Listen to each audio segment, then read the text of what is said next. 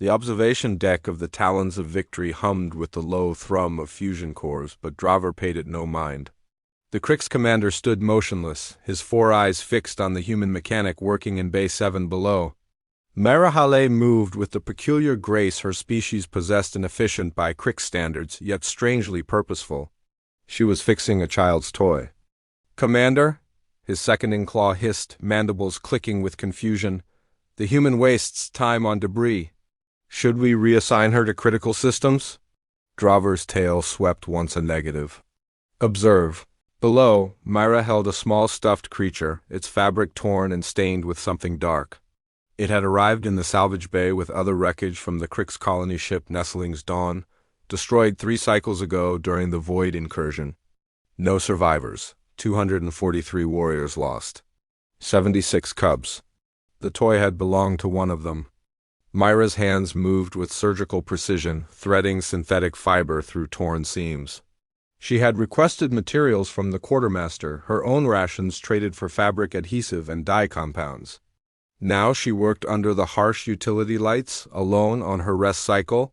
"Humans fix what they love," Draver murmured, remembering the words his own cub had spoken before the attack. Little Kesseth had been fascinated by the human engineers aboard the Joint Fleet vessels. "What do they love, sire father?" "They fix everything." At the time, Draver had dismissed it as a youngling's simple observation. Now, watching Mara restore a dead cub's possession with the same intensity he'd seen her repair critical shield generators, he understood the weight of those words. The Kriegs were warriors. They honored their fallen by singing battle hymns and displaying kill counts. They moved forward because stillness meant death, but humans ... Humans did something different. They remembered. The next day, Draver found a package outside his quarters. Inside lay the stuffed creature, restored. The tears had been mended with near-invisible stitches. The stains were gone. One ear, missing in the wreckage, had been reconstructed. Attached was a small note in Myra's handwriting. "For the memory wall. They should be remembered as they were loved, not as they were lost." Draver's claws trembled as he placed the toy in the Hall of Fallen Cubs, a chamber he had not entered since Nestling's Dawn fell. The small creature sat among holographic names and battle honors, somehow making the lost feel more present than any epitaph could. Word spread through the fleet. It started small. A Kriegs navigator approached Myra with a shattered data crystal his mate's voice, recorded before she fell in battle. "Can humans fix this?" he asked, translator struggling with the hope in his voice. Myra spent 2 days in the engineering lab, reconstructing corrupted data byte by byte. When she returned it, the recording played clear and whole.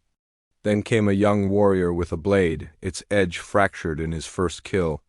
"It was my sire father's," he said. "I dishonored it." Myra studied the weapon a family heirloom passed through 7 generations.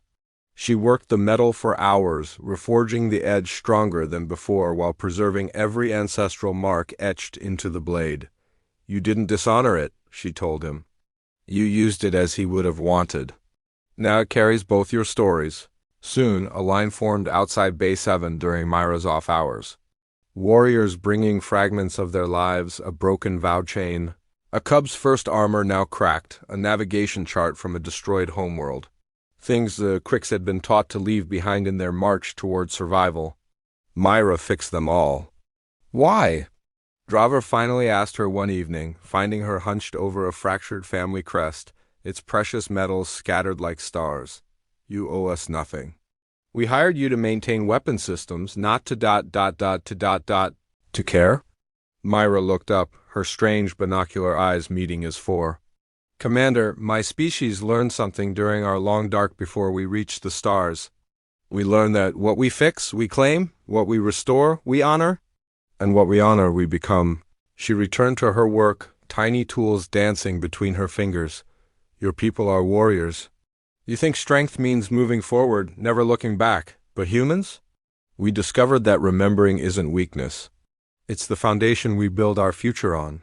Draver watched her restore the crest, piece by microscopic piece. "The cubs were right," he said quietly. "You fix what you love." "No," Myra corrected gently. "We fix what you love. Because you're worth remembering, your fallen are worth remembering. And maybe, by helping you remember, we're building something stronger than either of our species could build alone. 3 months later, the joint human-Crix fleet stood before the Void Incursion's primary staging ground. Draver looked across his bridge at Myra, now appointed Chief Cultural Engineer, a position that hadn't existed before humans joined the fleet. On his command chair sat the restored toy from Bay 7, a reminder. "All ships," he transmitted across the fleet. "Today we fight not just for survival, but for memory, for the cubs, for the fallen, for everything we were taught to leave behind but have learned to carry forward." The human ships responded first, their war cry strange and fierce, "For what we love." Then the Crix fleet, their voices joining in a harmony that had never existed before, "For what we love." As the battle began, Draver understood finally what his cub had seen. Humans didn't just fix things. They fixed the living by teaching them it was strong to remember the dead. They mended not just broken objects, but broken peoples. And in doing so, they had fixed something in the Crix that had been fractured since their first war. The belief that survival meant more than simply refusing to die. It meant choosing what to carry forward. It meant love,